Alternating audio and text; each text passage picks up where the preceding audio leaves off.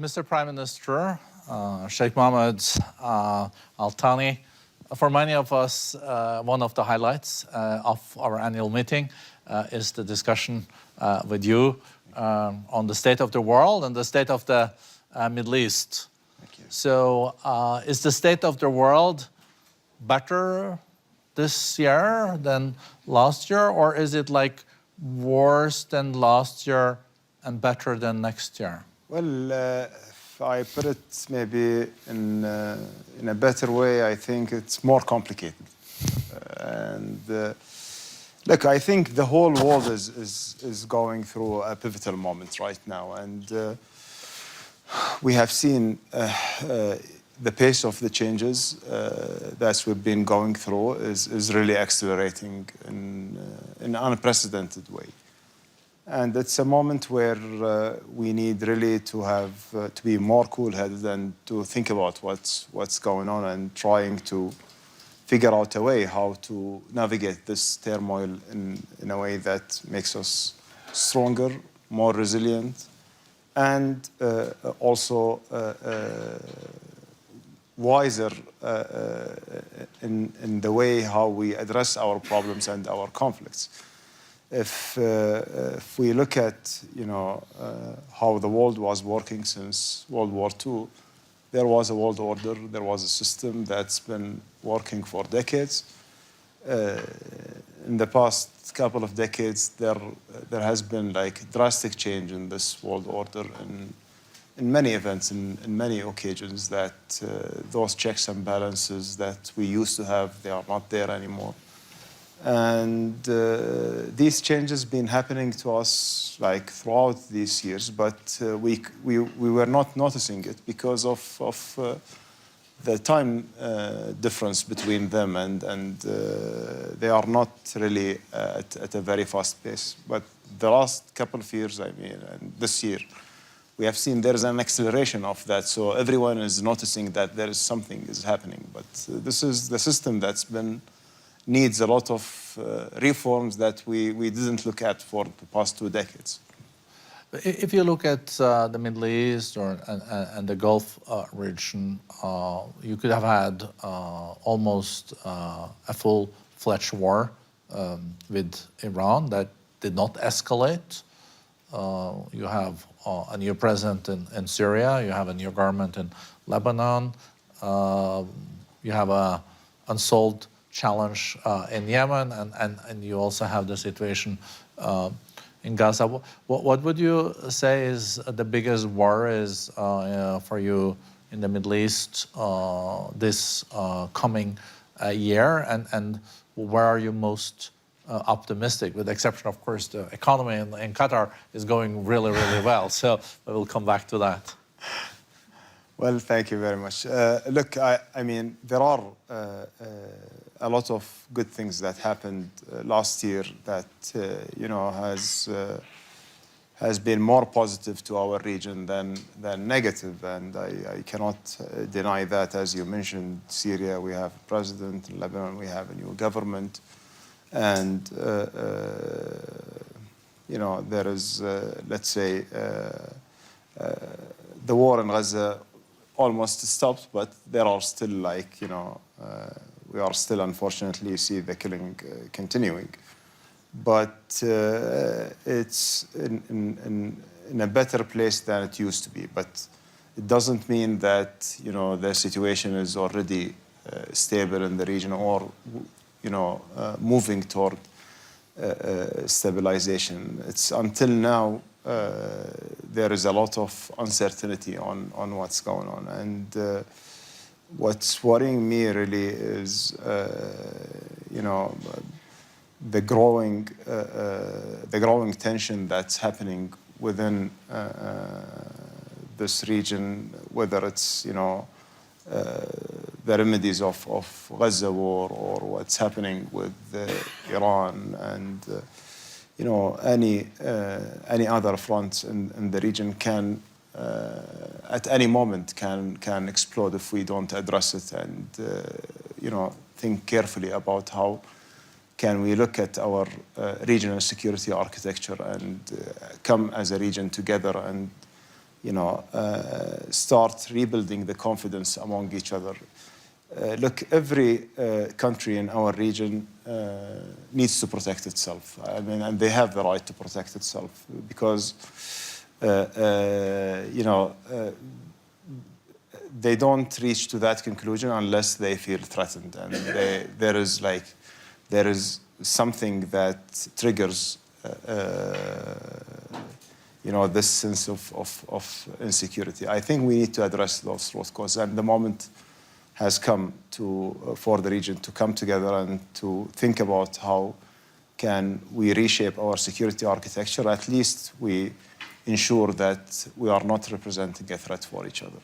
So we know that President Trump will, on Thursday, launch the Board of Peace, the second phase of the Gaza stabilization. What are your thoughts on this?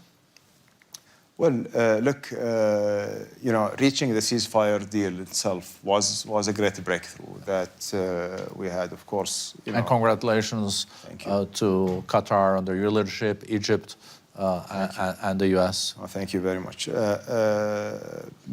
Regarding that, I believe that what we have been through has taught us a lot of lessons, and I believe that the Board of Peace is presenting a path, and President Trump has proposed this path to move forward. Now, the first stage of the deal being implemented doesn't mean that the deal is done. We have a lot of work to be done right now, and I think that all the countries who are joining this Board of Peace needs to work hard and to make sure that this Board of Peace is functioning in a way that serves the purpose and become a stabilizing factor. And Qatar is on the board. Yes, we were invited to that board, of course. We are happy to be a contributor to peace and stability in our region. Now, there are a lot of challenges in the implementation, but we have no alternative paths to seek right now. I think that the most important thing right now is to ensure that Gaza is stabilized. We ensure that the withdrawal of the Israeli forces happening as soon as possible, and ensure that the people can get their life back as soon as possible. That should be the key focus for the Board of Peace. I just read that half of Gaza is still controlled by the Israelis and half of Hamas. Is that an accurate assessment or wrong? It is actually. I think it's even more than half still under the control of the Israeli forces. There was an agreement, which defined a yellow line at that time for the first stage of the withdrawal. Unfortunately, this yellow line wasn't respected as it used to be in the map. More than 50% is already set as a parameters for the Israeli forces, and unfortunately beyond this parameter is creating a lot of tension points where it triggers from time to time live fire, killing of the people, and basically these events that's happening every day, the killing is just continuing. We have a ceasefire, yes, but it's not really like a complete ceasefire where everything is peaceful. We are still facing those challenges, and we need to make sure that the Israeli forces go back, and commit to the withdrawal in order to diffuse those tension points. The humanitarian situation, is it better or the same? No, it's still. If you compare it to last year, it's maybe better, but it's still it needs a lot of intervention. Still, a lot of humanitarian aid is not allowed to enter, because of dual-use materials and other restrictions. And we need to have unrestricted access for humanitarian aid for the people. Shelters are still missed there, and they need a lot. But we are working together very closely with our colleagues in the United States, Egypt, and Turkey in order to ensure that there is a mechanism that supports the technocratic government that's been just established for Gaza in order to enable them to help the people and to deliver a better life for the people. So maybe then go a little bit east. What do you think is the most likely scenario for Iran in a year's time? Well, I cannot predict scenarios about countries. I think that what I just mentioned to you is very important. The region is going through a lot of tensions, and of course we cannot exclude what's happening in Iran and with Iran and from these tensions in the region. And I believe that, with all this turmoil around us, we need to be more cool-headed and resort to wisdom. And I think that there are a lot of ways to find solutions that can address the problems and address the issues and provide us with the security assurances that brings us and the Iranian people prosperity in the future. And that's what we are aiming for. We always believe that there is a room for diplomacy, and that's been our approach in the state of Qatar, and we will always keep advocating for peaceful resolution. We need to understand that any escalation will have consequences. This being tried in Iraq 20 years ago and didn't work. I mean, until now, Iraq and the region is bearing the consequences of that. And the Americans would probably argue that that's what they have learned from Iraq and Venezuela.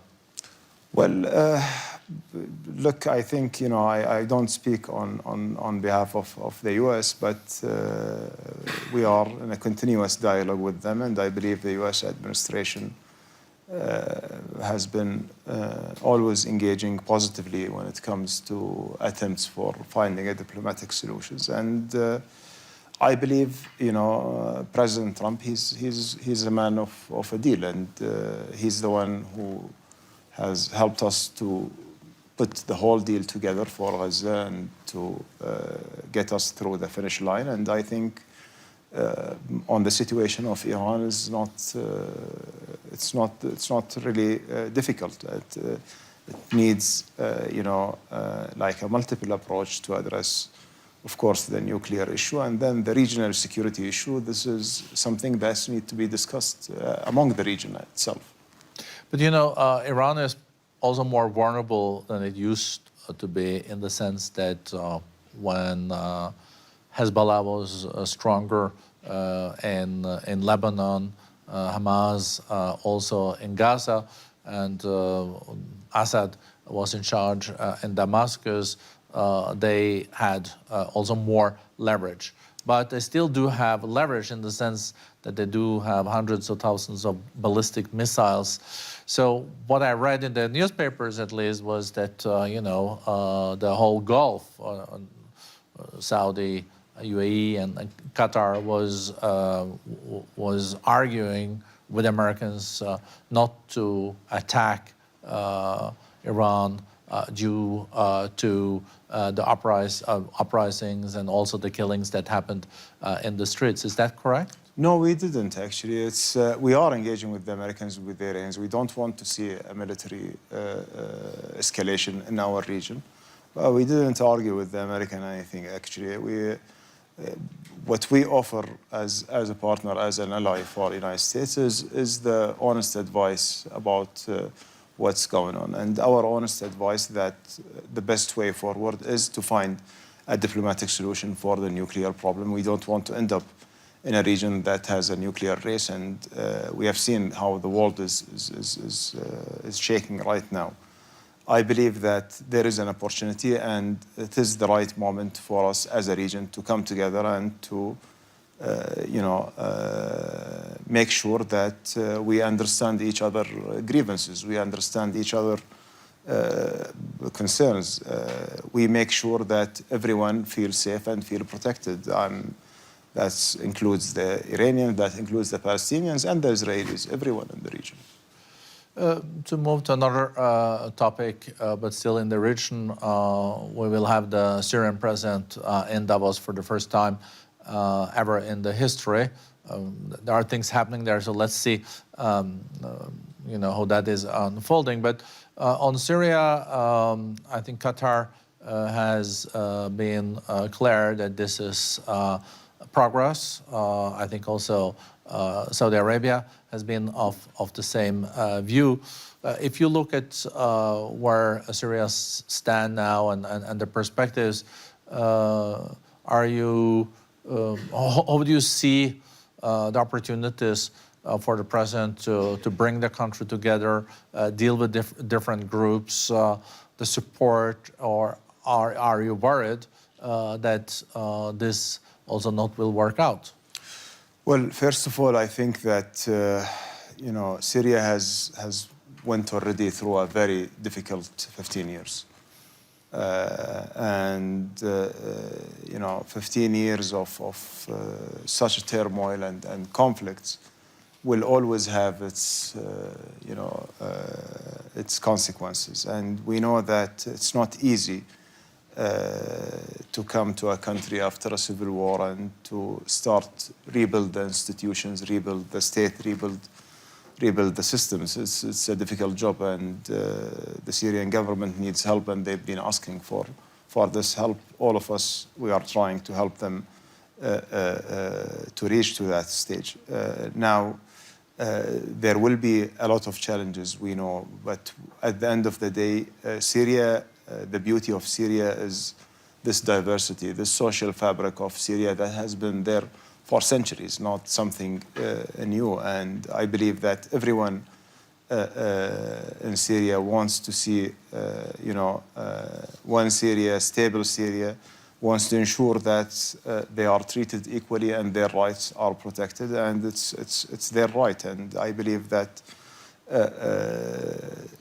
our contribution as a region or as an international community to Syria is to help them to build their state, to build their institutions, to build this inclusive system that includes everybody. But you cannot build a state without building proper institutional system that includes everybody. And is that being done now? You see that architecture being constructed? We see that there are some progress. We see that it has a lot of challenges down the road, but we have to make sure that also we are providing them with the right help for this. If you go a little bit east again, you have Iraq, and a country that can produce millions of barrels of oil per day. Why is it still so poor? Well, Iraq is not poor, first of all. I think Iraq is already rich. It's unfortunately, as I mentioned, this is the result of a military action, and that's the consequences that the region has paid. And basically, if we look back in the history, like there are turning points for our region that happened to us. That my generation, when we grew up,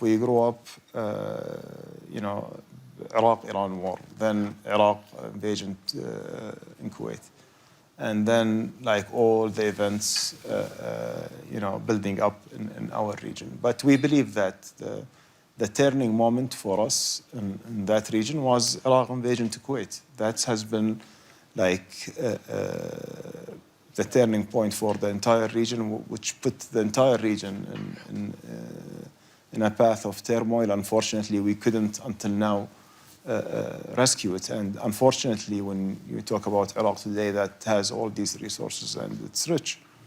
But yet people think about it or look at it from the outside, they still think that it's a poor country because there are a lot of people are still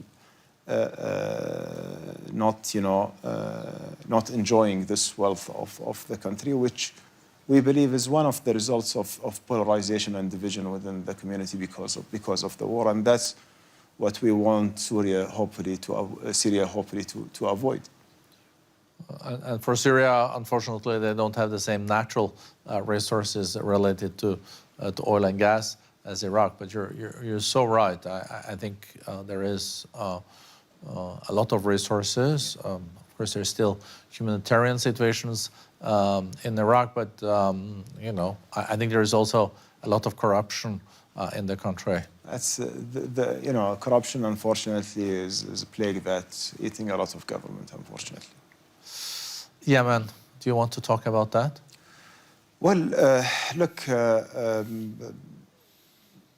Yemen, our policy has been very clear from the beginning. We support the legitimacy there in Yemen. We support, you know, the right of the Yemenis to decide on their own future. And I believe that what has been achieved already many years ago in the national dialogue was a good model for the Yemenis that everyone has embraced. Unfortunately, it wasn't implemented, and it led us to a situation where there are, you know, some groups feeling that separation is the solution, and others, they don't see it this way. I believe, you know, at the end of the day, it's the call and the decision of the Yemeni people, but as a policy for the state of Qatar, we remain supporting the legitimacy. We would like to see Yemen staying united, and we would like to see the outcomes of the national dialogue that all the Yemenis agreed to be implemented, and to see if this will satisfy the needs of the Yemeni people or not. So Qatar has done a lot in peace and reconciliation. Do you think there is any way in Yemen to also mainstream the Houthis and get them part of a plan for a future that is inclusive and stable? Well, our perspective that you cannot exclude any part of any society, that Houthis or others, they are all part of this Yemeni social fabric, and they need to find a solution how they can coexist together. That's why I go back to the outcome of the national dialogue, which actually addressed most of the concerns of each and every group in Yemen. I think that that is key for the stability of Yemen and for the future. And everyone can play a positive role. And stable Yemen means stable GCC, stable Gulf, stable Arabian Peninsula. And stable Arabian Peninsula, it means also a stable region. And that's, I always, you know, reiterate the importance of this is the right moment for all of us to come together and to start talking very openly and, you know, candidly about our security concerns, and try to put together a security architecture where we feel really protected and safeguarded. We started the discussion, Prime Minister, with the geopolitics, and the geopolitics do look more complicated now than it did in Davos last year. We maybe didn't think that was possible, but I think that's a reality. But what is surprising is that, you know, IMF came out with their growth numbers yesterday or the day before, and now it's 3.3% economic growth expected this year. So the economy is very, very resilient, and trade is growing, but, you know, what is fueling this is also the investments in the artificial intelligence. So how do you explain this? Why, you know, the global economy is so resilient and has already kind of adapted to the new realities of geopolitics? It's like water. It finds its way. It's not okay. It adapts eventually, but it's not right now. It's not about the adaptation. It's more about what, you know, the effects of this geopolitical turmoil didn't reach yet. You know, those economic numbers that you are seeing until now. And I believe that any geopolitical complication globally that we are seeing today, we are going to see the effects and the consequences in maybe not today, but in a year or two time. Yes, there is a big growth that's happening in the technology and artificial intelligence that driving this global growth. But if you are going to look at across sectors, there are areas which have been affected because of this geopolitical situation. And for Qatar, you know, we know you so well as the foreign minister, and you have been through different phases as foreign minister. Has not been the easiest job, but you've done it so well that the Emir also made you prime minister. So you're also in charge of the economy. And you know, when we have the privilege to visit Doha and Qatar, we see so much development and investments. How do you find your path now? Because UAE has its path, and Saudi Arabia has its path. Where do you see Qatar differentiating itself, and where will we see the economic growth coming in the years to come? I was at the meeting earlier today where Finance Minister Jeddah of Saudi Arabia said that now 56% of their economy is not based on oil, and that has happened in a decade under the leadership of the Crown Prince. Well, actually, look, I think that if you look at Qatar economy, there is a rapid growth that we see year on year. Now, we have registered the growth this year around 2.9%, and we are expecting this growth to accelerate because of the expansion of the LNG, which will make our diversification job very more challenging because of the increase in the gas production. But it's still a good thing. It is. Also for the world, I guess. It is actually, I think it's an outstanding thing. And I believe that if you look at Qatar, Qatar is uniquely positioned when it comes to the energy and the supply of LNG, which will remain a base load, that all this revolution that you see in the AI and in technology will require to power, their data centers and to power this compute that they will need. So Qatar is at the center of this progress and development that's happening. Second, our diversification agenda has been moving in the right direction. We are more than 60% now non-hydrocarbon GDP, and we are looking forward to grow it further. We see the numbers in foreign direct investments increasing in a very good progress. We see the inflation below 1% and managed with all this growth that's ongoing. We believe that energy is our strength, is our power. We believe that diversification is our resilience, and we believe that technology is the future. Packaging all those together, I think Qatar have a great path forward, and I believe that what we are going to see in the next few years, you will see Qatar has been already very well known in establishing multinational companies and global brands like Qatar Airways or QNB or we have around 44 global brands that Qatar has invested in and established. And what we are looking for is really to double down on our national champions and expand this number. So hopefully this year, we will have some good news about some platforms to encourage this national champions to be more global players.